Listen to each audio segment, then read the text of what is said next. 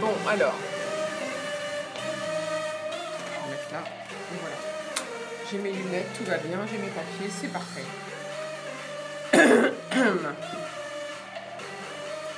Bon, en tout cas, merci beaucoup d'être là, bravo, malgré les grèves et les embouteillages.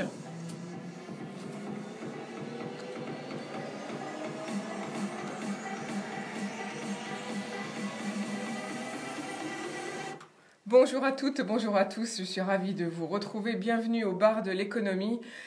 Aujourd'hui, nous allons parler divertissement, assurance et qualité. Et je remercie vraiment nos invités d'être là, et notre technicien Philippe, car malgré la grève, les embouteillages, les difficultés de transport, eh bien, tout le monde est fidèle au poste depuis le début de cette grève. Donc, merci beaucoup à nos invités du jour pour leur présence aujourd'hui. D'ailleurs, pour nous suivre en vidéo, eh bien, rejoignez-nous tout de suite sur Facebook, page Bar de l'économie. Vous pouvez interagir. Si vous interagissez, je donnerai vos questions ou vos commentaires à nos invités, bien évidemment. Et bien sûr, toujours en FM 98.0 ou la web radio sur Internet, idfm98.fr. Alors aujourd'hui, pour parler de ces trois sujets, j'accueille Anne-Gaëlle Moisy. Bonjour. Bonjour. Vous êtes directrice marketing de Direct Assurance, une filiale du groupe AXA créée en 1992, la première société qui s'est installée sur le net pour nous faire profiter d'assurance auto et habitation en quelques secondes, vraiment une innovation à l'époque, puisque tout se faisait à distance. Vous dirigez une équipe de 42 personnes et aujourd'hui, on va voir avec vous, et bien surtout, on va vous féliciter car vous êtes le service client élu de l'année 2020, catégorie bien sûr assurance de biens. Et puis, vous fêtez votre million de clients, bravo. Et puis, on va parler aussi eh bien, de développement durable, mais nos auditeurs en sauront plus dans quelques minutes. À vos côtés, Marion Louaille, bonjour. Bonjour à tous. Vous êtes responsable assurance qualité chez Safran Aircraft Engine et vous intervenez ce matin pour notamment l'association France Qualité Performance. Et vous n'avez que 24 ans, vous êtes toute jeune, vous représentez cette nouvelle génération d'actifs. Merci d'être avec nous. Et puis enfin à nos côtés, bien sûr, Dominique Roland, bonjour. Bonjour. Vous êtes directeur général adjoint de la ville d'Enghien-les-Bains et directeur de la culture, et notamment du Centre des Arts. Alors, beaucoup de choses en décembre, et puis surtout en janvier, une magnifique exposition sur les effets spéciaux, mais j'en dis pas plus.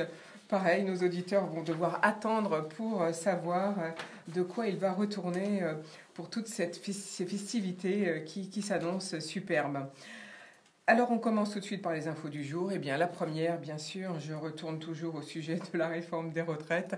Le bras de fer se poursuit, comme prévu d'ailleurs, 5 semaines, murmurait-on à l'époque, je vous en avais parlé dans les syndicats, presque dès le départ de ce mouvement de grève. On parle d'une pause et puis même d'une reprise courant janvier, ce qui est grave pour les petits commerces plus particulièrement. Lundi, je vous parlais des âges légaux de retraite en Europe. Vous avez entendu donc que l'âge moyen se dirige tout doucement vers 65-67 ans pour 2030 dans la plupart des pays.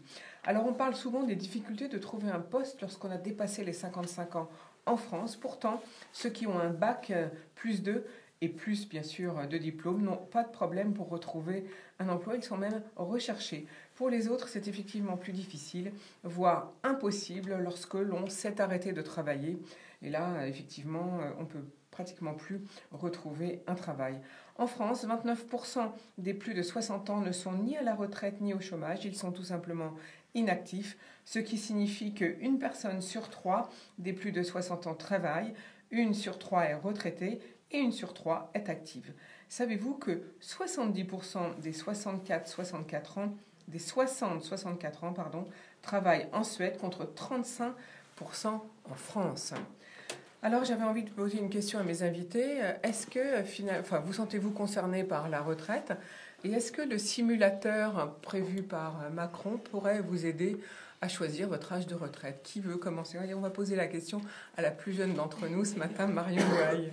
Du coup, effectivement, à 24 ans, on ne se sent pas forcément encore concerné. C'est un peu loin pour nous tout ça, mais je pense que le simulateur, c'est une bonne chose pour se projeter et pour permettre à tout le monde de savoir à peu près l'âge à laquelle on pourrait partir à la retraite. Et je pense que de toute façon, aujourd'hui, il faut informatiser de plus en plus ce genre de méthode et ça peut être pas mal. Anne-Gaëlle Moisy, quel est votre sentiment? donc j'ai un peu plus de 24 ans, mais je ne me sens pas non plus complètement directement concernée. Effectivement, je pense que le simulateur va beaucoup aider à mieux comprendre quels vont être les impacts de cette réforme. Et même si je comprends qu'aujourd'hui, c'est pas complètement adapté à chaque cas particulier, chaque cas personnel, ce sera quand même déjà très utile. Dominique Rolland, est-ce que vous êtes au courant de la réforme? Vous sentez-vous concerné? Bon, je crois que ce sont les générations futures qui sont concernées par cette réforme, surtout, mais je vais être un peu, en quelque sorte, un trublion, parce que je vais dire, mais qu'est-ce que la retraite? Finalement, l'activité humaine, je pense que dans les activités humaines, nous avons besoin de... Alors évidemment, il y a des travaux qui, pour certains, pénibles, et qui sont évidemment, il y a des métiers qui sont difficiles parce qu'on les subit, on les porte pas forcément. Mais à partir du moment où, dans la vie, nous rencontrons un métier avec passion, je pense que ça dépasse largement ce sujet. Je pense qu'il y a aussi il y a des mentalités aussi à revoir. Alors, je comprends bien sûr que beaucoup de nos auditeurs sont soucieux effectivement des moyens de subsistance, bien sûr, liés à la retraite, et puis de voir un avenir qui soit un peu moins assombri. Et je pense que la peur est un élément peut-être le plus déterminant, parce que c'est irrationnel. Je pense que la peur, c'est ce que disait un réalisateur, c'est peut-être l'élément le plus troublant et en même temps le plus fort. Et je pense que tant que rationnellement on n'aura pas donné une grille de lecture claire dans chaque corporation de métier, et d'ailleurs les métiers aussi sont liés au changement, à la transformation de la 4e révolution industrielle, c'est-à-dire qu'aujourd'hui, les perspectives de métier, on est en pleine transformation. Donc il y a aussi ces dangers, disons, de la transformation de la société, portent aussi les germes, je dirais, de cette angoisse finalement qui est à travers la réforme, mais pas seulement l'objet de la réforme, mais ce qu'il y a autour. Merci beaucoup Dominique Rolland. Autre info du jour, Laurent Pietraszewski remplace Jean-Paul Delevoye. Il est député LREM du Nord depuis 2017, après une carrière en ressources humaines, notamment dans la grande distribution dans le groupe Auchan. Il est spécialiste du dossier des retraites à l'Assemblée. Il a été aussi le rapporteur de la loi Travail en 2017. Il devient donc le nouveau secrétaire d'État en charge des retraites pour gérer cette réforme, alors qu'il était destiné en tant que député à être le rapporteur de ce projet lors de son examen au Parlement prévu en février. Il participera donc au Conseil des ministres dès ce matin, a indiqué l'Élysée. Il bénéficie d'une solide expérience professionnelle dans le domaine des relations sociales et ressources humaines. C'est un macroniste de la première heure, un fin connaisseur des questions sociales donc, et du système de retraite, a dit l'Élysée. 38 députés marcheurs ont été désignés ambassadeurs de la réforme des retraites afin de la défendre sur le terrain, mais aussi de former les autres députés de la majorité. Autre info du jour, les auto-entrepreneurs, attention, à partir du 1er janvier, le dispositif ACRE ne pourra durer qu'1 an au lieu de 3 actuellement, même si la Fédération nationale et l'Union des auto-entrepreneurs se sont opposés à ce projet au mois de septembre. Au cours d'une audition sur le budget devant la Commission des affaires sociales à l'Assemblée, la ministre du Travail, Muriel Pénicaud, a confirmé cette réforme qui prévoit l'alignement du niveau d'exonération applicable pour les micro-entrepreneurs sur celui des autres travailleurs indépendants pour éviter les concurrences entre les différents dispositifs. Dans ce décret qui sera publié le 1er janvier, la limitation à 1 an serait maintenue pour les entreprises nouvellement créées, avec un taux de 50% au lieu de 75% actuellement. Pour les entreprises déjà créées, la réduction des charges passerait de 50 à 25% en 2e année et de 25 à 10% en 3e année. L'augmentation sera de 100 € par mois en moyenne pour les cotisations sociales des auto-entrepreneurs qui gagnent environ 800 €. Autre info du jour, ralentissement du transport aérien en 2017. C'est l'annonce qu'a faite l'ITA, l'Association internationale du transport aérien.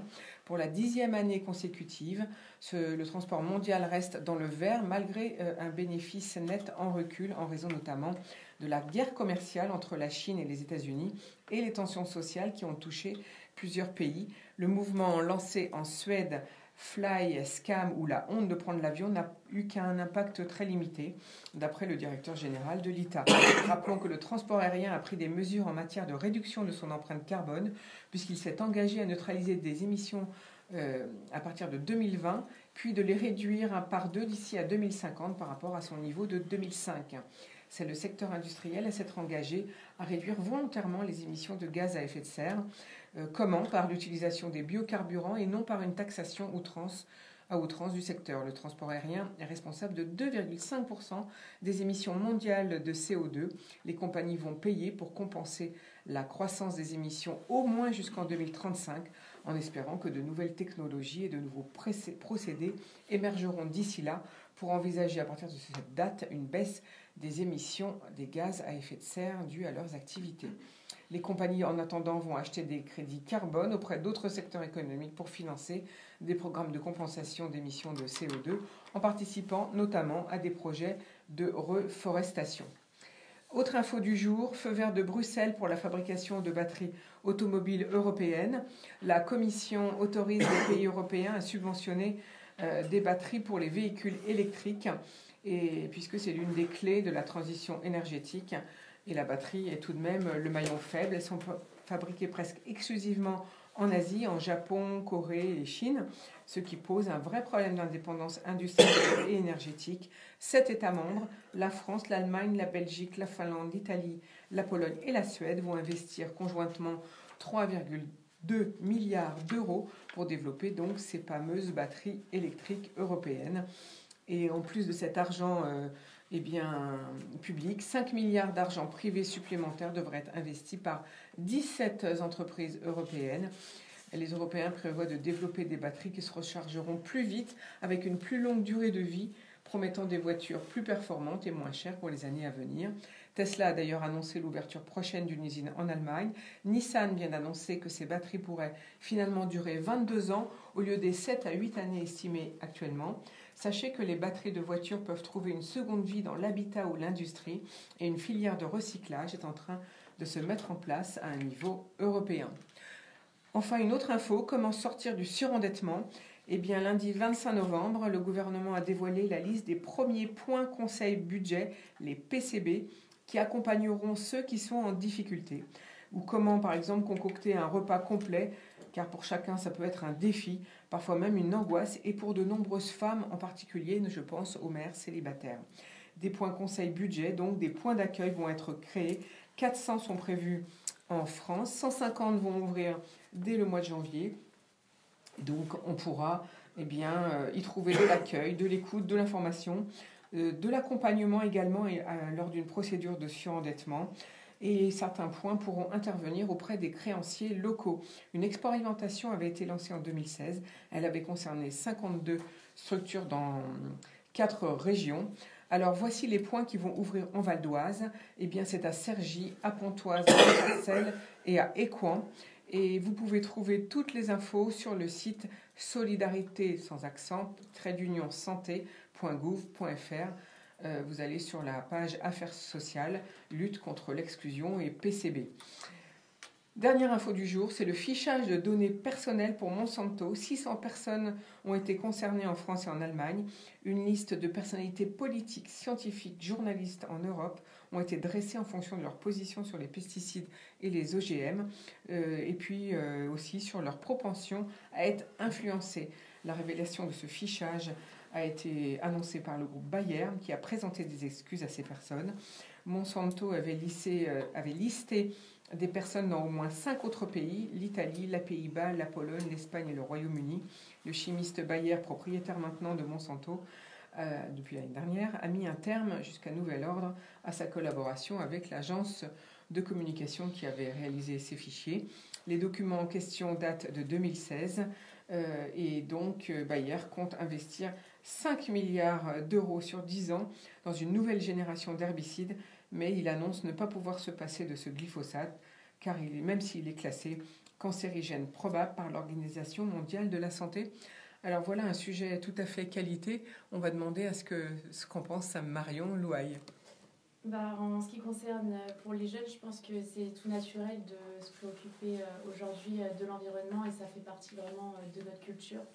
Donc c'est très important de réfléchir à de nouvelles solutions, de nouvelles substitutions de pesticides et de faire attention aujourd'hui à ce qu'on produit et de ce qu'on consomme du coup. Des produits. Merci beaucoup pour votre commentaire. Allez, je vous propose tout de suite de faire une jolie pause musicale et on revient dans quelques minutes.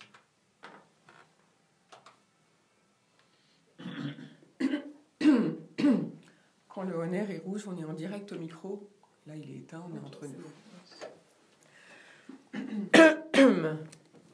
Faut que je m'éclaircisse un peu plus la gorge. Dominique, vous ne pouvez pas décaler un tout petit peu votre siège par là et votre micro pour que je puisse vous avoir tous les trois. C'était bien, j'étais hors champ. Non, pas totalement, parce que je... Voilà. À moitié, j'étais à moitié. À moitié. À moitié, non. Merci. C'est pas bien, ça.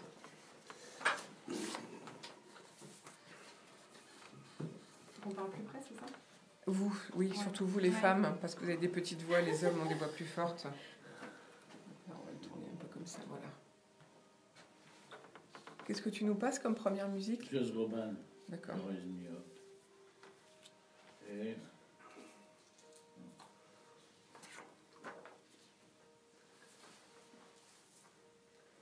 On les avait envoyés en radio. Anani, oui, Oui, j'en ai Anani. deux, on va Et en là, passer deux. ouais, d'accord.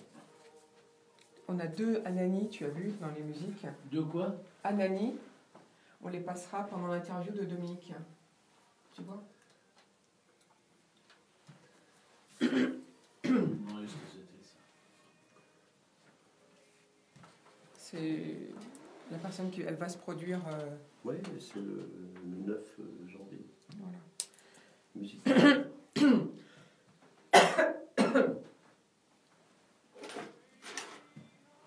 Donc là, si tu as d'autres titres un peu plus Noël, tu nous les passes. Hein. Tu m'avais dit que tu ferais des recherches. Ouais. Non, t'as pas eu le temps. Non, mais en stock, on en a en Déjà, stock. ouais, dans le métro. Non, Ouais, il n'y en a pas. Ah oui, après. Obligé. Oui, on a prévu Maria Carey et Bill Evans. J'ai pas eu le temps, mais il y a un crooner que j'aime bien qui vient de sortir un nouveau disque, c'est Harry Connick Jr. C'est sympa aussi. Comment? Vous ne connaissez pas? Bah, si vous aimez le jazz, il a fait pendant un petit moment, il n'a pas fait de musique parce que sa femme était très malade. Donc, Ça fait un moment, hein. oui, ça fait un moment, oui. Mais là, il revient. Bon, on reprend dans 50 secondes, dans 30 secondes, 30-50 secondes. Et on enchaîne du coup avec... Avec Marie, avec vous. D'accord. Avec moi? Franchement. Mes petites notes. On a tous nos petites notes en fait.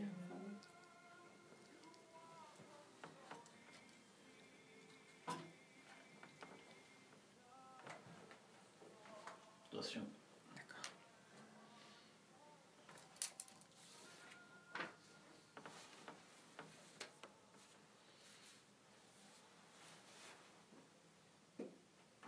Et voilà, une jolie musique qui prépare les fêtes. C'était Joss Groban, You Raise Me Up. Aujourd'hui, au bar de l'économie, je suis en compagnie de Marion Louaille, responsable assurance qualité chez Safran et représentante de l'association France Qualité, de Dominique Roland, directeur général adjoint de la ville d'Enghien et directeur de la culture et du centre des arts, et d'Anne-Gaëlle Moisy, directrice marketing de Direct Assurance. Alors là, la filiale du groupe AXA, créée en 92, spécialisée dans l'assurance auto et habitation. À l'époque, Anne-Gaëlle Moisy, c'était une première que de faire de l'assurance par Internet, tout par Internet. Comment est venue cette idée du groupe AXA? Alors tout à fait, en 1992, même par téléphone, c'était une première, le site internet qui a été lancé quelques années plus tard. C'est venu du fait qu'on avait cette volonté de disrupter un peu déjà à l'époque le marché de l'assurance. Et depuis, Direct Assurance a grandi jusqu'à atteindre 1 million de clients cette année. Vous fêtez vos millions de clients, c'est formidable. Voilà, donc on en est très content.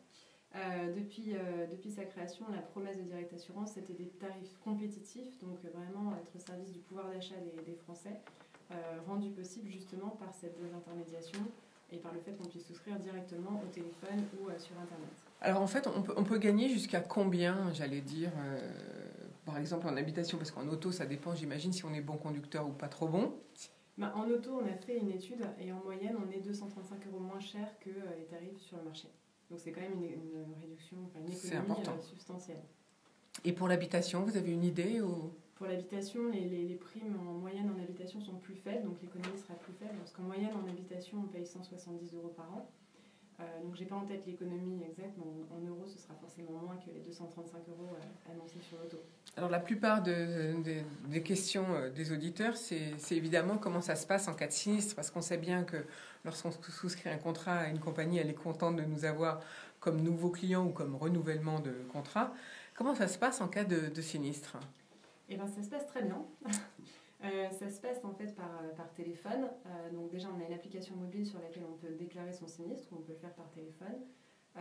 Et après, toute la gestion du sinistre se fait avec un conseiller dédié au téléphone. Donc c'est le même conseiller du début du sinistre jusqu'à la résolution du sinistre. Et sinon, ça se passe comme pour toute compagnie d'assurance, c'est-à-dire qu'on va vous mettre en relation avec un garage pour votre voiture ou un entrepreneur pour votre habitation. Et voilà. Et donc, ça veut dire que, par exemple, si on a un sinistre, mettons un dégât des eaux dans notre habitation, on fait les photos nous-mêmes avec nos téléphones et vous les envoie ? On va mandater un expert pour venir justement constater les dégâts et identifier l'entrepreneur qui va pouvoir réparer. Est-ce que l'expert se déplace quel que soit le montant du dégât, ou est-ce qu'il y a un montant minimum où là c'est inutile de se déplacer ? Est-ce que vous avez une idée ? Je ne saurais pas dire comme ça. Je sais qu'aujourd'hui, on est en train de tester justement la vidéo-expertise, la visio-expertise, qui peut être faite à distance. Mais l'expert se déplace dans la plupart des cas encore aujourd'hui. Oui, parce qu'il faut s'assurer que ce soit bien sur la bonne adresse. J'imagine qu'il y a quand même des questions de sécurité pour pas, évidemment, faire de fausses déclarations. Ouais. Alors, ce qui est très bien également, bravo, c'est que vous avez été élu service client de l'année. Qu'est-ce que ça veut dire pour vous ? En quoi vos adhérents, vos clients sont contents ? Quel est le service plus qui fait que ça vous met en numéro 1 cette année ? Alors déjà, c'est une immense fierté pour Direct Assurance, effectivement, d'avoir été élu service client de l'année. On a beaucoup investi ces dernières années dans la qualité du service client. Et c'est encore plus important pour une assurance en direct, donc qui n'a pas d'intermédiaire physique, de montrer que malgré ça, on peut fournir aux clients un service parfait. Donc cette année, on est numéro 1, service client de l'année, dans la catégorie assurance de biens et personnes. Assurance de biens, pardon.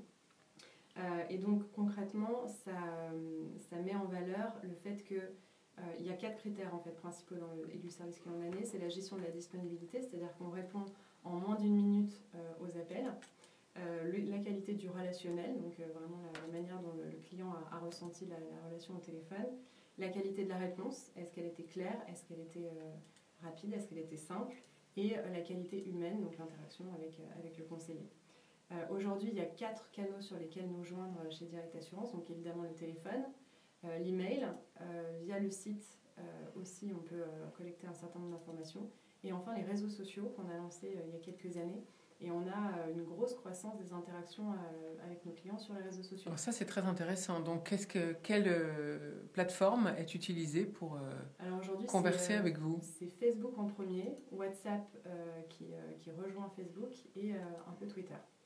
Et donc, avec ces plateformes de réseaux sociaux, on peut converser et même parler sinistres ou problèmes, quels qu'ils soient. Effectivement. Et vous êtes derrière à répondre. Effectivement. On a quelques conseillers qui sont dédiés à 100% toute la journée à répondre sur les réseaux sociaux, donc Facebook, WhatsApp ou Twitter, pour tout type de cas clients, que ce soit la souscription, faire un avenant ou gérer un sinistre. Donc on répond à nos clients via les réseaux sociaux aussi. Alors j'imagine qu'en tant que directrice marketing, Anne-Gaëlle Loisy, vous avez challengé votre équipe, enfin les équipes de Direct Assurance. Je ne sais pas, peut-être vous pouvez nous dire combien il y a de personnes chez Direct Assurance pour être au service du client. Total, on est à peu près 1400, dont à peu près aux environs de 1000 au service du client. Alors quel est votre rôle en tant que directrice marketing pour faire avancer justement ces 1400 personnes ? Au niveau donc marketing, est-ce que vous donnez des incitations? Est-ce que vous donnez des règles de bonne conduite aux salariés pour qu'ils servent justement pour rester numéro 1 leader du service client? Alors, comme je le disais, ce n'est pas directement sous ma responsabilité, mais effectivement, on a beaucoup investi dans la relation client. Donc, c'est-à-dire qu'on a des formations qui ont été faites et qui sont faites de manière continue pour tous les collaborateurs. Dans la gestion des sinistres, notamment, il y a un vrai besoin d'expertise. Donc, c'est des formations qui sont longues. Nos conseillers sont vraiment très, très bien formés à répondre aux clients. On les a aussi beaucoup aidés dans la gestion de la relation client. Donc, comment justement améliorer la relation humaine, accueillir par le prénom, remercier, s'assurer que la réponse était claire, reformuler les questions. Donc, toute la partie vraiment interaction. Et puis évidemment, comme je le disais, la gestion de la disponibilité qui est quand même un facteur clé dans l'élu service client de l'année. Le fait de pouvoir répondre en moins d'1 minute, quand on a 1 million de clients et 1000 conseillers, c'est une vraie expertise. Donc ça oui, parce que ça fait beaucoup de clients par personne, donc finalement, il faut aller très vite. Voilà, il faut s'assurer qu'il y ait toujours un conseiller disponible pour répondre à un appel, quelle que soit l'heure de la journée. Oui, parce que répondre, comme vous avez dit, en moins d'1 minute, donc on n'attende pas au téléphone pour avoir quelqu'un, c'est impressionnant. Parce que la plupart du temps, et c'est bien ce que disent nos auditeurs, la plupart du temps, quand on appelle des plateformes, on est renvoyé sur des messages d'écoute et d'attente. J'imagine que Marion Louaille, qui s'occupe de qualité, doit être ébahie par tout ce que vous venez de dire. C'est super, il y a beaucoup d'évolutions. J'ai l'impression que de plus en plus, avec les réseaux sociaux, je pense que vous pouvez acquérir encore plus de clients grâce à ça. Donc, Anne-Gaëlle Loisy, voilà comment on devient service client élu de l'année. Pour 1 million de clients, c'est énorme. Alors, autre nouveauté justement pour vous, vous annoncez là en décembre, vous allez lancer un produit spécial leasing. Qu'est-ce que c'est? Alors, qu'est-ce que c'est? Donc, comme je le disais, Direct Assurance a été lancé avec un esprit pionnier. Je refais un petit peu l'histoire. Et donc là, aujourd'hui, on assiste à une vraie évolution sur le marché de l'automobile. Donc le gouvernement a initié un vrai renouvellement du parc avec les primes à la conversion, anciennement primes à la casse qu'on connaît tous, et les restrictions de circulation liées aux vignettes critères, dont vous avez sans doute aussi entendu parler. Mais je trouve qu'on n'en parle pas assez, parce que dans Paris, il faut avoir en tête que les restrictions de circulation liées aux vignettes critères vont vraiment s'intensifier dans les années à venir. Donc nous, chez Direct Assurance, on a essayé d'estimer l'impact que ça pourrait avoir sur les 7 millions et quelques d'automobilistes dans le Grand Paris, donc en région Île-de-France. Donc depuis déjà juillet 2019, les voitures critères 5 n'ont plus le droit de circuler dans Paris. Donc pour l'instant, c'est peu, ça représente 2% du parc du Grand Paris. Mais il faut savoir que ça va s'intensifier dans les années à venir. En 2021, déjà, ce sera 9% du parc. En 2022, 31% du parc actuel. En 2024, 74%. Et en 2030, 99% du parc actuel n'aura plus le droit de circuler dans Paris.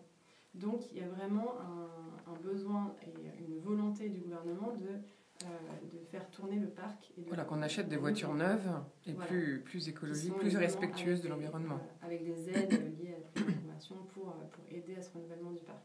Donc nous, ce qu'on voit, c'est que nos clients sont évidemment directement concernés par tout ça. Aujourd'hui, quand on achète un nouveau véhicule, quand on veut changer de véhicule, c'est compliqué de se projeter quand justement on a cette volonté de renouveler le parc. Et donc on voit l'essor du leasing, qui est justement...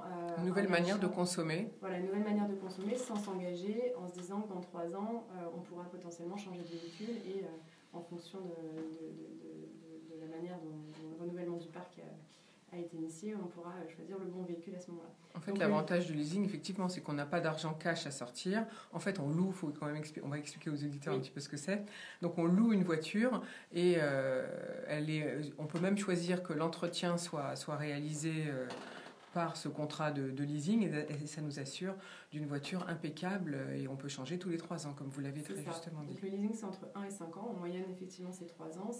On paye mensuellement un montant qui correspond donc à l'utilisation de la voiture et aux frais d'entretien. Et donc tous les 3 ans, on peut changer de véhicule. Et donc on voit qu'aujourd'hui, c'est un nouveau mode de consommation qui prend beaucoup, parce qu'aujourd'hui, il y a un véhicule neuf sur 3 qui est acheté en leasing. C'était un véhicule sur 10 il y a encore quelques années. Et donc, chez Direct Assurance, on s'est dit qu'il était urgent de proposer une formule pour ce type d'achat en leasing et qui inclut ce qu'on appelle la perte financière. Alors c'est un tout petit peu technique, je vais essayer de le rendre simple. Concrètement, aujourd'hui, si vous avez un véhicule en leasing, donc pour 3 ans, au bout d'1 an, par exemple, vous vous faites voler, ou alors vous avez un accident qui est suffisamment grave pour que le véhicule soit irréparable, l'assurance classique va vous rembourser la valeur du véhicule à ce moment-là. Mais souvent, ce que vous devez encore rembourser au leaser, donc à votre organisme de financement, est bien plus important que ce que l'assurance va vous rembourser. Et donc, la différence entre ce que vous devez rembourser au leaser et ce que l'assurance vous rembourse dans un cas classique, c'est ce qu'on appelle la perte financière. Et donc, nous, on a créé une formule leasing qui est sortie il y a quelques jours et qui permet aux clients de souscrire à une option de perte financière, c'est-à-dire qu'en cas de vol ou de perte totale du véhicule, il aura 0 €. Donc en fait, c'est comme une complémentaire finalement d'assurance, en plus de l'assurance classique du véhicule, c'est bien ça? Exactement. J'ai bien compris. L'assurance de n'avoir absolument rien à payer en cas de gros problèmes. Alors on peut donner une fourchette de prix. Est-ce que vous savez quel est le tarif moyen de ce type de contrat? Alors aujourd'hui, c'est possible d'acheter cette garantie perte financière directement auprès de son leaser. On est sur des fourchettes de prix entre 20 et 30 € par mois, donc c'est très cher. Et nous, chez Direct Assurance, on le propose, c'est pas un prix fixe, mais on le propose en moyenne à moins de 10 € par mois. Donc ça, c'est très intéressant. Donc pour moins de 10 € par mois, on est garanti, si on a cassé son véhicule, et qu'il est inutilisable, donc de ne rien avoir à rembourser à son organisme de financement de véhicules. C'est bien ça? Exactement. Et c'est une option qui est incluse dans la formule tout risque. On ne peut pas l'acheter seul, mais il faut l'acheter avec la formule de risque. Et c'est seulement moins de 10 € par mois, en plus de la formule de risque. Voilà, donc si on veut être clair, Anne-Gaëlle Moisy, c'est un contrat à prendre en même temps que sa souscription d'assurance, d'automobile bien sûr. On peut demander ce produit spécial leasing qui fait qu'on n'aura rien du tout à débourser. Est-ce qu'on peut le souscrire en plus? C'est-à-dire que si on est assuré chez vous et qu'on n'a pas cette option, est-ce qu'on peut la souscrire à partir de maintenant? Oui. Ça, c'est bon. Okay. Merci beaucoup pour cette explication très claire. Alors, autre nouveauté chez vous, c'est votre application YouDrive. Expliquez-nous.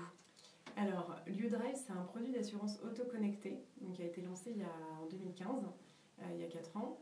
Donc concrètement, c'est un produit qui est dédié aux jeunes conducteurs, moins de 7 ans de permis, et qui va permettre de réaliser des économies jusqu'à 50% si on a une conduite prudente. Donc, on vous envoie un petit boîtier que vous devez installer dans votre véhicule en moins de 2 minutes, qui va analyser votre conduite en temps réel à chaque trajet. Et en fonction du score de conduite, vous pouvez avoir des réductions mensuelles, donc de l'argent en cash sur votre compte, jusqu'à 50% de la prime. Mais c'est super ça. Et donc, c'est des montants très substantiels aussi, parce que, encore une fois, pour des jeunes conducteurs, la moyenne, c'est 1 000 € par an. 1 000 € par an, on peut gagner 1 000 €. Grâce à vous, on peut gagner 1 000 € par an avec YouDrive. C'est de ça, on peut gagner 500 €. 500 €. Donc en fait, ça peut carrément nous rembourser l'assurance auto finalement. La moitié de l'assurance auto. En tout cas, au moins la moitié. Ouais. Ça, c'est donc réservé qu'aux jeunes conducteurs? C'est jeunes conducteurs, moins de 7 ans de permis. Alors donc, quel que soit l'âge de la personne, mais en tout cas moins de 7 ans de permis, voilà, c'est bien ça? C'est pas une question d'âge, c'est une question d'expérience de conduite. Donc, je répète, ça s'appelle YouDrive, c'est bien ça, Anne-Gaëlle Moisy. Donc là, c'est formidable pour les jeunes, puisque c'est vrai que la plupart des jeunes ont on surcote l'assurance d'un jeune conducteur, parce qu'on sait que souvent, il est peu prudent ou il conduit trop vite. On entend bien parler des accidents d'ailleurs. Voilà. Et donc là, la nouveauté, juste en un mot, c'est l'application YouDrive Lead qui va sortir dans les prochaines semaines et qui permettra gratuitement à tout le monde de tester justement son score de conduite sans s'engager sur un contrat d'assurance. Donc c'est gratuit, c'est anonyme, pour justement avoir une idée de la réduction qu'on pourrait obtenir avant de décider ou pas de souscrire au produit.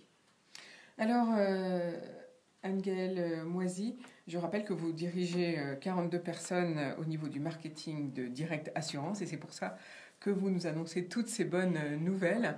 Donc, l'application YouDrive pour les jeunes conducteurs qui fait gagner de l'argent sonnant et trébuchant et le lancement du produit spécial leasing depuis ce mois-ci, depuis le 10 décembre exactement, et donc qui permet de ne plus avoir de pertes financières sur son assurance auto en leasing.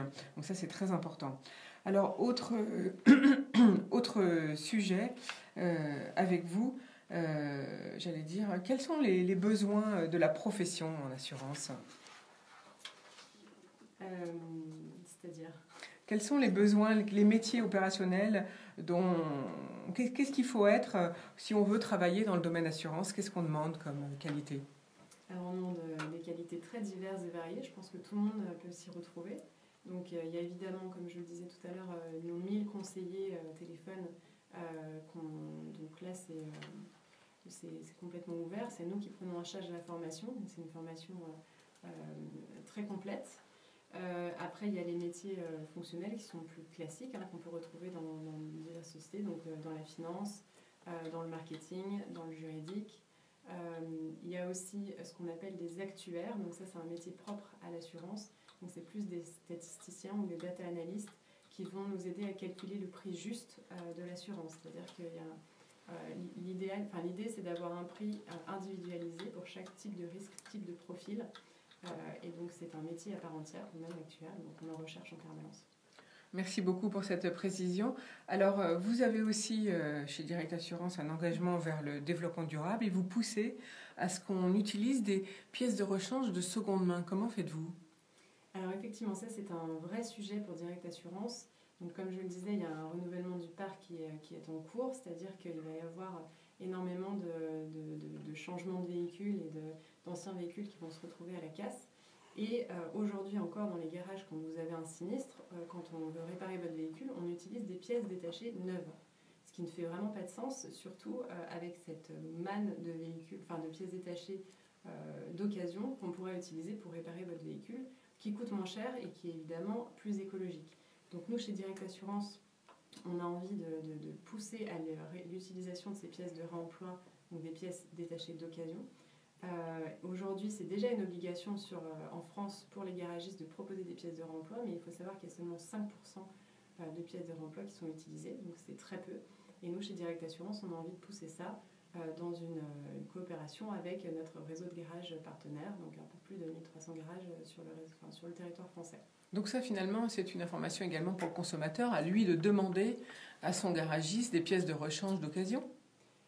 Tout à fait. Normalement, le garagiste est obligé de le proposer, mais le client peut aussi le demander, donc ça lui reviendra moins cher, ça nous reviendra moins cher et c'est surtout plus écologique, donc c'est mieux aussi pour la société. C'est vrai que finalement, il y a très peu de garages qui le proposent. Moi, je le vois à titre personnel, ça m'est arrivé peu souvent, mais quand même. Merci beaucoup pour toutes ces précisions. Allez, je vous propose de faire une nouvelle pause musicale et on revient dans quelques secondes. Je passe à Manille. Hein. Ah bon? À Manille. Oui. D'accord. C'est clair? C'est laquelle j'en passe? Ouais. Okay. Non, c'est clair. Vous avez des questions? Vous voulez poser des questions à Anne-Gaëlle Moisy ou pas? Non, c'est super clair. C'est bien.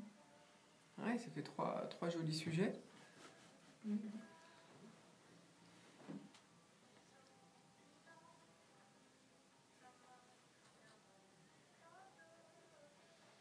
Alors, vous m'aviez dit que vous vouliez commenter la loi L'Homme, c'est-à-dire la loi sur les mobilités.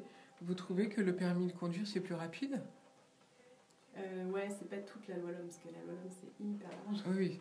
Mais c'est plus pour, effectivement, le renouvellement du parc. Normalement, ça accompagne de solutions alternatives, donc qui sont dans la loi L'Homme, comme les nouvelles mobilités, les aides pour acheter un nouveau véhicule. Et en fait, on se rend compte, et le renforcement du réseau public, on se rend compte que tout ça, c'est pas des solutions qui correspondent à tout le monde et surtout à très court terme. Bah oui. Donc, on voit bien sur les trottoirs, moi, ça m'arrive de sortir de chez moi et boum, j'ai un vélo qui passe. Attendez, je suis devant ma porte, on a failli se cogner l'autre jour. Ouais, cette il y a une réglementation à mettre en place. Moi, à chaque fois, j'ai envie de leur dire, mais attendez, on roule pas sur le trottoir avec un vélo. Et c'était un adulte, hein, c'était pas un enfant. Oui, mais c'est les accidents de trottinette. Il y a beaucoup d'accidents avec ça. Bon, en fin d'émission, si on a Je le vais temps. reprendre, c'est maintenant. Bon, bah alors allons-y. Nous voici de retour au bar de l'économie.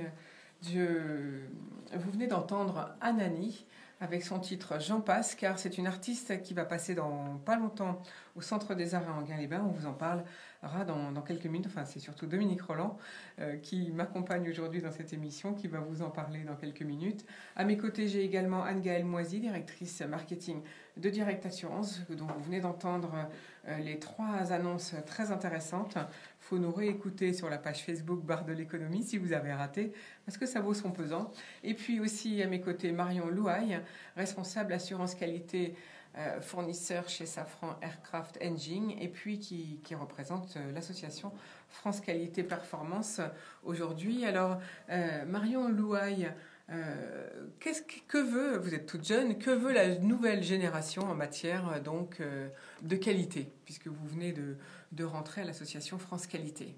Alors justement, pour identifier les besoins des jeunes générations, on m'a proposé de rentrer au bureau exécutif de France Qualité suite à un prix étudiant catégorie master que j'ai remporté en 2018. Donc aujourd'hui, je suis coordinatrice nouvelle génération pour France Qualité. Et mon but, c'est d'identifier donc les besoins des jeunes générations. Donc quand on dit jeunes générations, on entend étudiants et jeunes embauchés. Du coup, aujourd'hui, j'ai créé une page Facebook qui s'appelle Qualité Nouvelle Génération. Donc on est arrivé à 100 membres alors qu'elle a été ouverte il y a seulement 2 mois. Donc sur cette page, on essaye d'échanger avec les jeunes, d'identifier leurs besoins, de réaliser des sondages, mais aussi de les mettre en valeur, de les valoriser au travers d'interviews qu'on pourra après publier dans des articles ou dans la revue Échange. Et du coup, cette page est principalement dédiée aux jeunes pour identifier du coup leurs besoins actuels. Alors, quels sont les premiers besoins qui remontent avec les 100 nouveaux membres? Les premiers besoins, c'est principalement des appels à des bonnes pratiques, donc des partages de bonnes pratiques en entreprise, par exemple, si on a mis en place des nouveaux systèmes, des nouveaux outils. Aussi beaucoup de veille, donc de la veille RSE ou développement durable.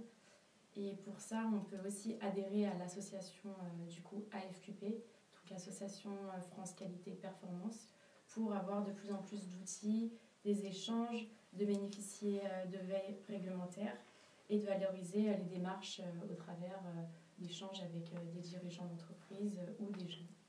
Donc c'est plutôt pour valoriser la qualité en entreprise et pas la qualité dans son quotidien, j'imagine. Non, c'est plutôt dans les organismes de grosses ou petites entreprises. Peu importe, tout le monde est bienvenu et justement, plus on a d'axes différents, plus on peut progresser ensemble et être soudés. Et donc les 100 jeunes, les 100 membres qui sont jeunes, bien sûr, qui viennent de vous rejoindre sur ce nouveau groupe, cette nouvelle page Facebook qui s'appelle Qualité Nouvelle Génération. Ils travaillent. Est-ce que vous avez déjà une idée dans quel domaine ils travaillent, dans quel type d'entreprise, des grandes, des petites? Alors, on a à peu près 50% d'étudiants encore et 50% de jeunes embauchés. Donc, on a un peu tous les domaines. Donc, il y a la métallurgie, la santé, l'aéronautique. Il y a vraiment tous les domaines, c'est très varié. Et du coup, vous avez dit c'est aussi pour faire remonter les bonnes pratiques. C'est-à-dire? Les bonnes pratiques, ça peut être, par exemple, dans certaines entreprises, on met en place des innovations participatives.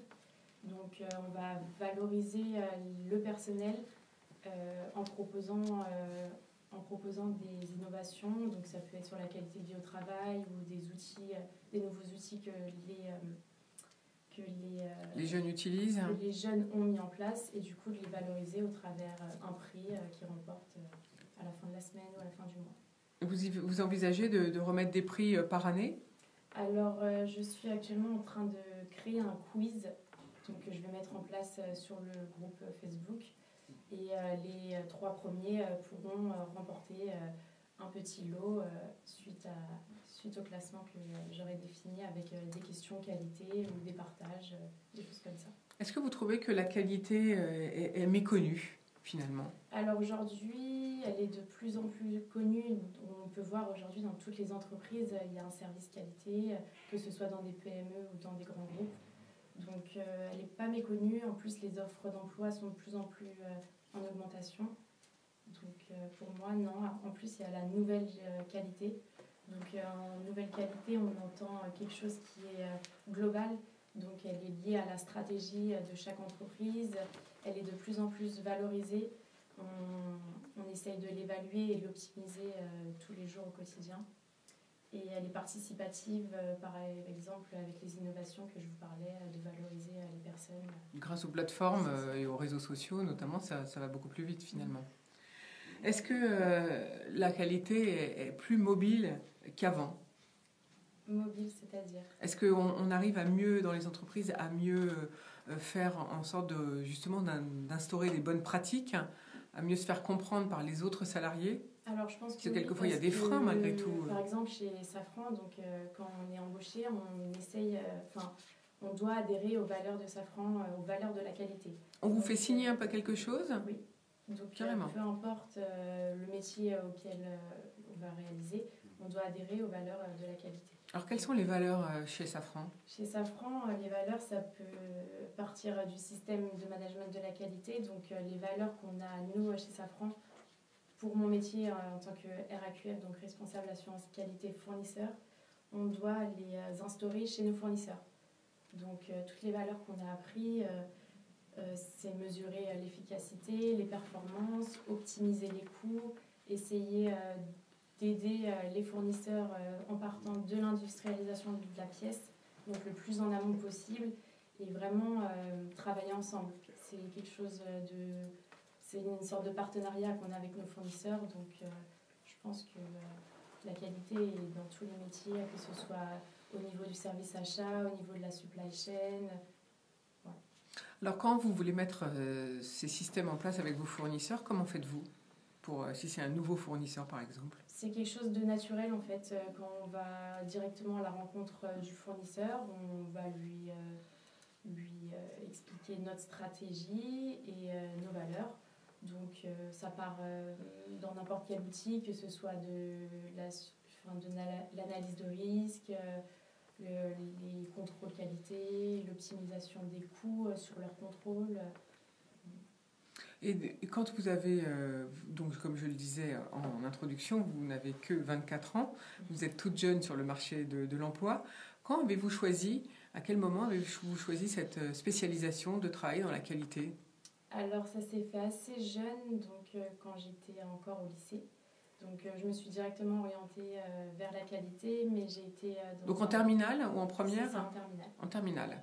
En terminale, vous vous êtes dit, moi c'est la qualité qui m'intéresse ? Oui, je pense que ça a été un peu le déclic quand on a pu voir que ça prenait beaucoup d'envergure, qu'il y avait beaucoup d'offres d'emploi qui commençaient à se créer. Donc je me suis dit, pourquoi pas essayer de prendre cet axe-là. Et du coup, quelle formation, quelle université ? Est-ce que c'était du privé, du public que vous avez choisi comme formation ? C'était du public à l'université Paris-Est, Marne-la-Vallée. Du coup, vous êtes allé là-bas pour un diplôme qui s'est fait en combien de temps ? En bac plus 5, en master, système de management, qualité, sécurité, environnement. Et du coup, là, en même temps, alors comment ça se passe cette formation ? C'est théorique ou bien on vous fait faire des stages ? Mes 2 dernières années de master sont passées en apprentissage, donc dans la société Safran. C'est quelque chose que les jeunes adhèrent de plus en plus. Ça permet d'être dans le monde du travail directement, d'adhérer à beaucoup de compétences, de voir beaucoup de personnes, de travailler son relationnel et en même temps de comparer avec la théorie qui est réalisée à l'université.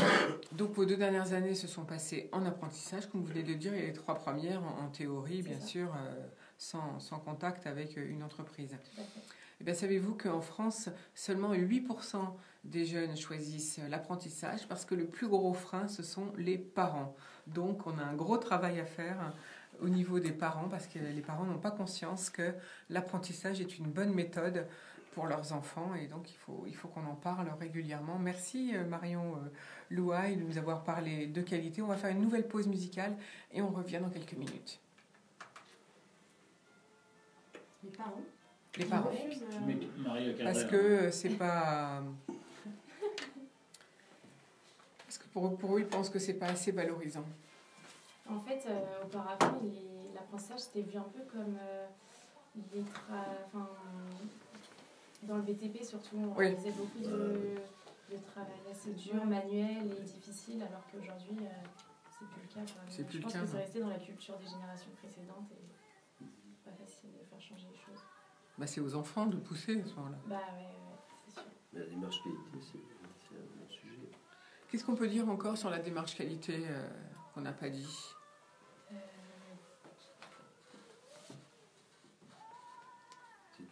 aussi des critères d'amélioration aussi qui rentrent dedans. Et puis On peut peut-être parler plus de l'association France Qualité. Je sais pas. Quels sont les prochains événements de l'association? On peut en parler? Vous les avez? Oui, j'ai le 5 février, je crois. Non, le 4 février, c'est la journée française de la qualité et de l'excellence opérationnelle. D'accord, on va peut-être pouvoir l'annoncer. C'est où? c'est au cœur de toutes les stratégies aujourd'hui. Gouvernance. Ah bon, vous trouvez? Ah oui. Bah, vous voulez prendre Non, je vais vous non, passer la moi parole. j'étais dedans avec l'Institut français, c'est orienté sur la démarche qualité, donc indice de performance, l'autofinancement, toutes les améliorations. Si, bah, c'est bien que toutes vous les apportiez valeurs, votre témoignage. Toutes les valeurs qui sont. Bah, je vais vous poser la question. C'est bien. Et au niveau de chez Safran, vous avez des réunions? Pour France Qualité ou... Non, pour mettre en place la qualité, pour réfléchir sur la qualité. Est-ce qu'il y a des réunions entre services? Je ne sais pas. Bah, du coup, nous, on est un service qualité, donc on fait vraiment que ça. Ah oui, d'accord. Donc, Oui. moi, responsable assurance qualité, je m'occupe que de la qualité chez les fournisseurs qui nous livrent les pièces chez Safran. Donc, oui, il y a des services dédiés à la qualité, en fait. Oui, mais ce que je voulais savoir, c'était comment l'interaction se fait avec les autres services. Bah, ouais, on est en transverse avec comme les achats, comme la supply chain, les approvisionneurs et les pilotes d'industrialisation. Donc tous ces métiers, on travaille tous ensemble, on a des groupes de travail. Ça serait bien de nous l'expliquer comment vous travaillez. Ouais. On y retourne?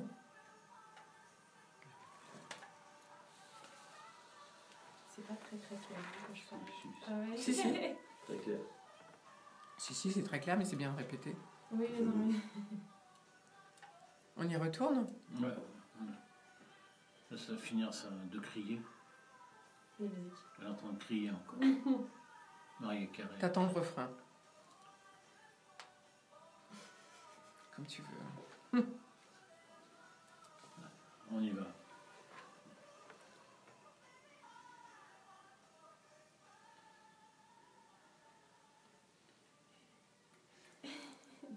Au bar de l'économie, vous avez reconnu la magnifique voix de Maria Carré.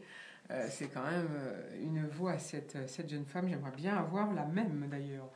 Aujourd'hui, au bar de l'économie, je suis en compagnie de Anne-Gaëlle Moisy, directrice marketing de Direct Assurance, de Dominique Roland, directeur général adjoint de la ville d'Enghien-les-Bains et directeur de la culture et du Centre des Arts, et de Marion Louaille, responsable assurance qualité fournisseur chez Safran, et qui nous parle de la qualité aujourd'hui puisqu'elle intervient pour l'association France Qualité Performance. Alors on était en train de voir un peu comment la qualité se déroulait chez Safran. Alors donc c'est une fonction transversale finalement. C'est ça, du coup on travaille avec beaucoup d'autres métiers. Donc on a des groupes de travail pluridisciplinaires. Donc il y a le service achat, le service pilote d'industrialisation pour travailler en amont sur l'industrialisation des pièces réalisées chez les fournisseurs, le service approvisionneur, supply chain. Et du coup on se réunit à peu près toutes les 2 semaines, tous ensemble, pour discuter du panel de fournisseurs qu'on a en commun et de travailler main dans la main, interagir sur les difficultés, sur les actions d'amélioration et échanger un maximum avec le fournisseur pour travailler vraiment ensemble. Donc j'imagine qu'il y a des formulaires à remplir pour les fournisseurs ou peut-être tout se fait sur des plateformes par Internet. Il y a un peu de tout. Chacun essaye à sa manière de trouver le meilleur outil qui est adapté aussi chez le fournisseur parce qu'on essaye un maximum de s'adapter à ses outils, à son niveau de compétences et informatique. Du coup, ça peut être des supports informatiques qu'on projette, ou on peut aussi se déplacer chez le fournisseur pour travailler avec lui directement dans son usine. Merci Marion Louaille. Dominique Roland, la qualité est au cœur des stratégies finalement. Oui, je crois que c'est un enjeu stratégique d'abord pour les entreprises, pour les institutions. C'est également aussi un mode de gouvernance et surtout un engagement pour la participation de tous les acteurs, de tous les agents qui sont concernés dans leur entreprise, c'est-à-dire autour d'indices de performance, autour aussi de l'amélioration, je dirais, au quotidien, à partir d'objectifs qui sont fixés, donc qui sont des enjeux sur les enjeux stratégiques, et ensuite qui sont sur des plans d'action. Et on mesure, je crois qu'il y a une dimension aussi dans la dimension développement durable aussi, puisque on doit être sur un projet qui va être périn, et en même temps faire en sorte qu'il y ait une adaptabilité au quotidien. On sait qu'aujourd'hui nous sommes dans une société, nous sommes dans la transformation de la société, donc ça veut dire l'adaptabilité, trouver évidemment être inventif bien sûr, mais être inventif ensemble, c'est-à-dire donc ça touche aussi des sujets qui concernent évidemment aussi sur le plan financier des améliorations aussi, mais ces améliorations vont avec aussi de nouvelles manières aussi de penser, et je pense que les valeurs sont là. Donc si on y ajoute le développement durable, le fait de la performance, la veille est très, très important. La veille, ça fait partie de l'adaptabilité au monde. Donc il y a ce sujet qui est aussi en action, et aussi surtout le fait de pouvoir partager ces valeurs, mais de les partager sur des plans d'action, sur des choses concrètes. Et donc là, en général, c'est très lié aussi à la formation, parce que la professionnalisation est au cœur de ce sujet. C'est-à-dire que généralement, selon les stratégies des groupes, que ce soit des entreprises ou des institutions, c'est très lié au secteur formation également. Et transversal, bien sûr. On voit bien avec l'annonce que viennent de faire Anne-Gaëlle Moisy sur l'utilisation des pièces de rechange, on voit bien que c'est une stratégie finalement de qualité. C'est vrai, pourquoi ne pas réutiliser des pièces qui sont très bonnes au lieu de jeter? On se plaint assez, c'est bien ça. Merci donc pour toutes ces réponses. Alors, Marion Louaille, quel prochain rendez-vous avec l'association France Qualité? Alors, le prochain rendez-vous se déroulera le 4 février 2020. Donc, c'est une journée une journée française dédiée à la qualité et à l'excellence opérationnelle. Donc, le thème principal est au cœur de la nouvelle qualité, et ça se déroulera à Paris 13e. Donc, n'hésitez pas à vous inscrire sur le site France Qualité. Et de plus, sur ce site-là, vous pourrez retrouver énormément d'échanges de bonnes pratiques, de veille réglementaire, et de participer aussi à l'émergence de propositions communes si vous adhérez à l'association AFQP. Et puis aussi, peut-être sur la page Facebook Qualité Nouvelle Génération, on peut retrouver des bonnes pratiques, des petits conseils. Tout à fait. Donc cette page est vraiment dédiée aux plus jeunes d'entre nous. Donc n'hésitez pas à rejoindre aussi cette page Facebook, et on pourra ensemble partager et évoluer tous ensemble. Merci Marion Louaille pour toutes ces informations. Alors Dominique Roland, en tant que directeur général adjoint des services d'une ville, j'imagine que vous êtes très préoccupé par la qualité, d'autant que le Centre des Arts produit des événements de très grande qualité, même on peut dire. Alors on a entendu tout à l'heure un extrait du groupe à Mamie. Qui est ce groupe? On a passé le titre J'en passe. Alors, rappeler simplement pour nos auditeurs que nous avons des rendez-vous tous les mois, qui est donc en accès libre et donc gratuit, des concerts dans un équipement qui est au Centre des Arts, mais dans un équipement où nous accueillons, il y a une convivialité, c'est-à-dire qu'on est dans des soirées où l'on peut à la fois prendre un verre avec des amis et puis en même temps écouter de la musique. Alors, et puis la musique en direct. Alors ce sont souvent des jeunes artistes qui sont, on dit, prometteurs, hein, qui ont du talent. Et un ami, là on est sur plutôt une musique électronique, alors que sur Ella qui suivra, on est plutôt sur électropop, on est plus sur la pop, et puis la pop soul avec Ricky Hollywood. Donc si vous voulez, c'est de mettre en exergue finalement des talents qui sont disons en développement dans leur carrière, mais qui sont et les faire se rencontrer avec évidemment tous ceux et celles qui viennent au Centre des Arts pour un moment de convivialité. Alors là, vous venez d'annoncer le programme de Music Corner, parce que c'est sous ce nom-là que C'est Music Corner. Oui. que vous produisez les jeunes artistes. Donc finalement, c'est gratuit pour tout le monde.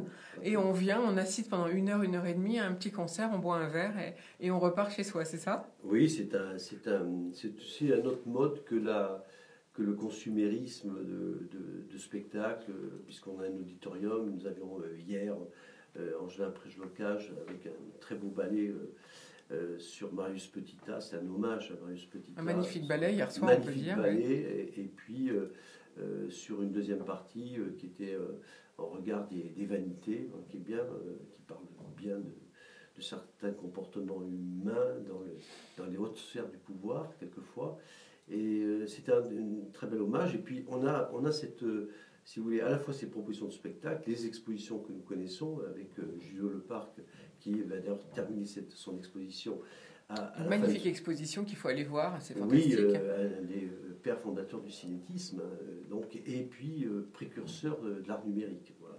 Donc voilà, que Music Corner arrive au milieu de tout cet ensemble, à la fois de programmation de cinéma, d'exposition, en même temps de spectacle vivant, mais sous une autre forme, une forme qui est plutôt invitante à l'endroit de publics qui n'ont pas l'habitude d'aller dans des salles de spectacle. Alors ça, c'est pour le mois de janvier. Alors qu'est-ce qui se passe en décembre au Centre des Arts? C'est la fête des adultes et des enfants surtout? Alors oui, il y a dans quelques jours, à quelques encablures de la radio, hein, d'IDFM, oui. d'IDFM, nous sommes eh bien, il y aura ce village de Noël. Alors ce village pour les enfants et les parents, parce que c'est finalement c'est transgénérationnel, on pourrait dire aujourd'hui, eh bien c'est un village où on va être un peu sous le... Allez, rêvons, embarquons pour la Laponie. Hein.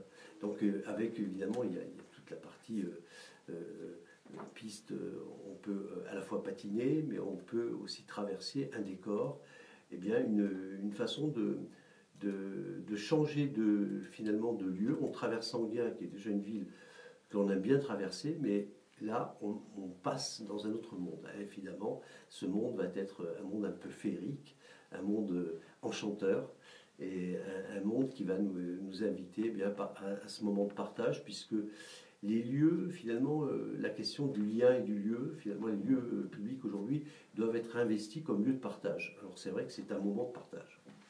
Et donc, ça se passe où, ce moment féerique? Vous voulez nous emmener en Laponie? Ah, écoutez, on connaît à Enghien la rue de Gaulle, évidemment, Général de Gaulle, et puis la rue de la Libération, donc on peut avoir accès directement dans cette traversée que l'on appelle la coulée verte, hein, qui est le cœur de ville, finalement.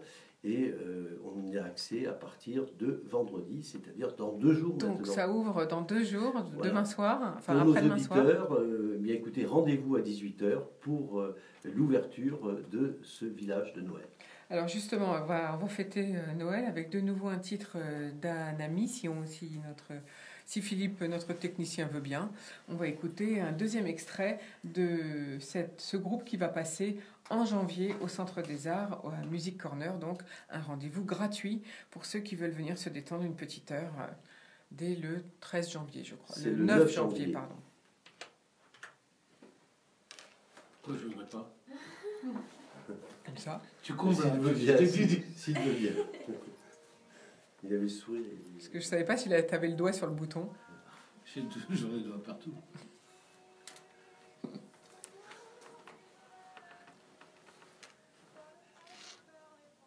On va le mettre un peu plus fort pour une fois, pour nous. Ah bah. Pour nous. Parce que Bah si on prenait un casque. Ah bah c'est comme tu veux, c'est ta vidéo, c'est pas la mienne. oui, non mais là ça devrait aller. Oui. Vous savez par qui elle est produite? Je sais plus, j'ai plus en tête. Parce que j'ai un problème avec Sony. Ah bon? Qui n'arrête pas de me dire qu'ils veulent pas qu'on diffuse leur musique. Ah bon? Mais nous, on a des accords de diffusion et de promotion sur les concerts, donc bah oui. c'est contractuel. Donc à chaque fois, je suis obligée de baisser. Ah bon?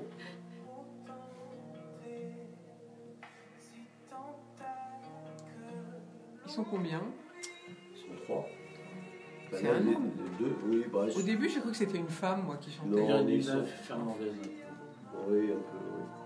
Mais ils sont, souvent, moi j'ai des formations qui vont à pas plus de 4 là, sur ce format-là. 4, 5 maximum. Oui, bah, Un faut peu dans dire- l'auditorium. Bon. Oui, mais là, parce que c'est dans le hall d'accueil. Oui, Donc, oui, si oui, c'est. oui. Mais qui est bien, qui est une scène. C'est promo ou c'est rémunéré? C'est rémunéré. Jamais un artiste vient gratuitement. À jamais. Non, des fois ça peut être un Il y a- échange. Oui, non.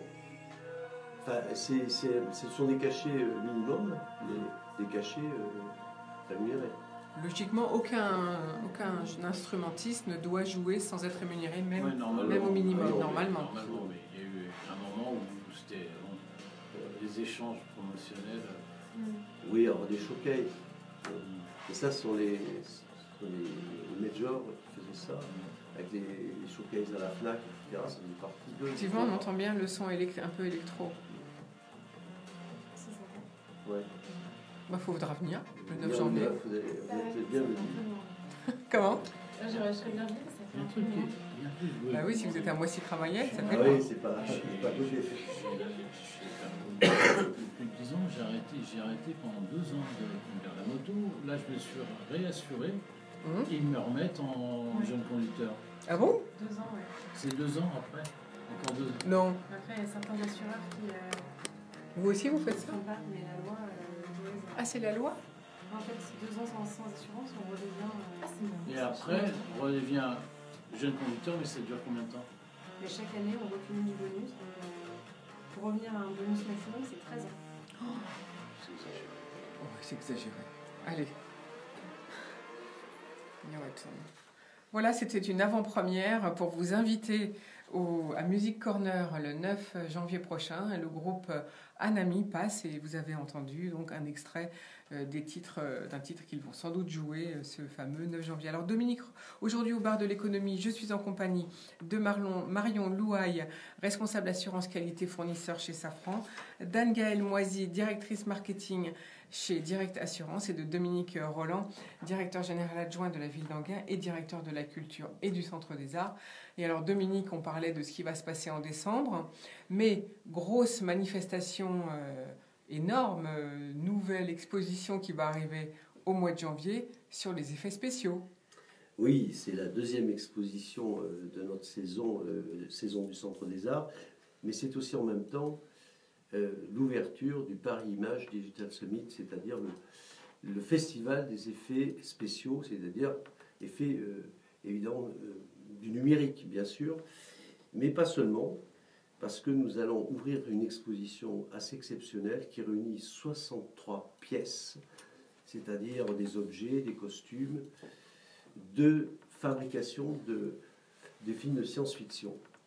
Alors, en science-fiction, c'est une vieille histoire, c'est 1929, où la science-fiction, que ce soit dans la littérature ou dans le cinéma, était associée surtout aux sciences, un petit peu à ce qu'on appelle, nous, dans le jargon du cinéma, la vallée de l'étrange. Alors, c'est vrai, quelquefois, les découvertes, et puis en même temps, ces prototypes réalisés pour les films, quelquefois se retrouvent très, très proches, finalement, des avancées, que ce soit dans l'aéronautique, dans d'autres domaines. Et là, nous allons réunir 63 pièces qui ont été sont une des plus belles collections dans le monde, qui a été réunies par Arnaud Grimbert et Patrice Giraud. Alors, ce ne sont pas seulement deux collectionneurs, mais Patrice Giraud a travaillé comme Arnaud Grimbert avec sur Star Wars. Ils avaient la revue de Star Wars. Donc, ils ont travaillé avec les studios Lucasfilm. Et ce qui est intéressant là, c'est que nous allons retrouver des monuments du cinéma à travers ces artisans du rêve, puisque le titre de l'exposition est science-fiction, les artisans du rêve. Alors les artisans du rêve, ce sont ceux finalement des architectes de l'ombre, ceux qu'on ne voit jamais, parce qu'on parle toujours, on voit les réalisateurs sur les génériques, on voit les interprètes, mais on ne connaît pas tous ces gens, ces métiers qui fabriquent ces objets, ces personnages, ces créatures même, et donc qui vont occuper à la fois, alors l'exposition ouvre exactement le 30 janvier, c'est-à-dire que le Paris Image va ouvrir le 29, et donc le lendemain, ouverture de l'exposition au Centre des Arts, et un mois après, à la serrurerie, la deuxième partie de l'exposition, Alors on va y retrouver évidemment des films qu'on connaît, Star Wars bien sûr, et également dans les objets, c'est Robbie le robot de la planète interdite, ce sont vraiment des robots originaux utilisés dans les films bien sûr. Maria qui est le robot de Metropolis de Fritz Lang, alors ça c'est un film assez ancien. Et puis également Dark Vador, bien sûr, de Star Wars, qui sera là face à nous, avec également le casque de Horus dans Stargate, vous voyez, des vaisseaux spatial de Valérian, et puis le caisson d'hibernation d'Alien. Ah oui, d'Alien. On aura aussi des pièces d'Alien. Des pièces, alors avec, je dévoile un tout petit peu pour nos auditeurs, eh bien que nous avons pensé pour la scénographie, eh bien... pas pour tout, mais de retrouver, disons, un climat de plateau de cinéma, et puis de recontextualiser ces personnages. Par exemple, c'est le cas pour Metropolis, sur Maria, dans Metropolis, avec le décor de la scène en arrière-plan, pour retrouver, si vous voulez, retrouver nos repères. Et puis, donc on va pouvoir plonger finalement comme si on était dans un film, dans la en quelque sorte en immersion, mais avec quelquefois la référence de la petite projection de la séquence de référence, puisque là nous allons aborder Alien, Robocop, nous allons avoir Robocop bien sûr. Alors vous avez des personnages grandeur nature qui sont taille humaine, Terminator, donc Star Wars, Valérian, la planète interdite, Stargate, Metropolis, le cinquième élément, iRobot, Dune, Sunshine. Ah oui, Dune. L'homme bicentenaire, Sinbad, le voyage fantastique de Sinbad, la Sentinelle et Blade Runner parmi les collections. Alors, ce qui est intéressant, c'est qu'il n'y a pas seulement les objets, parce que bien sûr, on pense à Star Wars, on a R2D2, on connaît, là nous sommes sur des chemins très, très connus. Mais par contre, des pièces qui n'ont jamais été montrées, puisque la dernière exposition, il y a une exposition importante qui était à la Cité des Sciences, il y a un peu plus de 10 ans.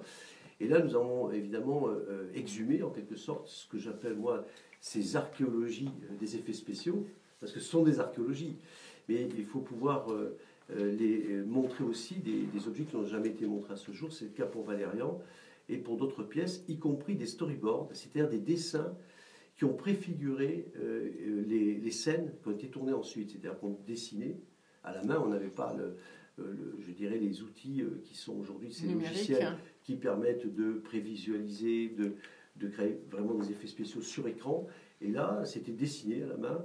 Et la scène était... Alors, on va avoir évidemment ces dessins qui montrent, avant le tournage, évidemment, le décor, les personnages, le cadrage, les plans, etc. Donc, on va même pouvoir entrer dans le cœur de la fabrication de l'époque d'un film de science-fiction. Qui part simplement de la feuille du trait et du crayon, quelquefois. Et d'autres, des maquettes, évidemment, d'affiches de films. Je crois qu'il y a toute une découverte. Alors, évidemment, ça coïncide aussi à ce grand rendez-vous des professionnels des effets spéciaux, des effets visuels.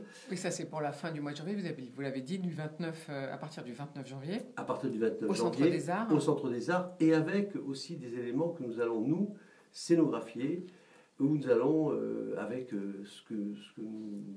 qui est un peu notre ingénierie culturelle, c'est-à-dire on va amener des personnages qui vont apparaître en holographie, des effets que nous allons amener même pour faire vivre ces objets, ces personnages, et les replacer dans le contexte de leur histoire et de la séquence où ils ont été tournés.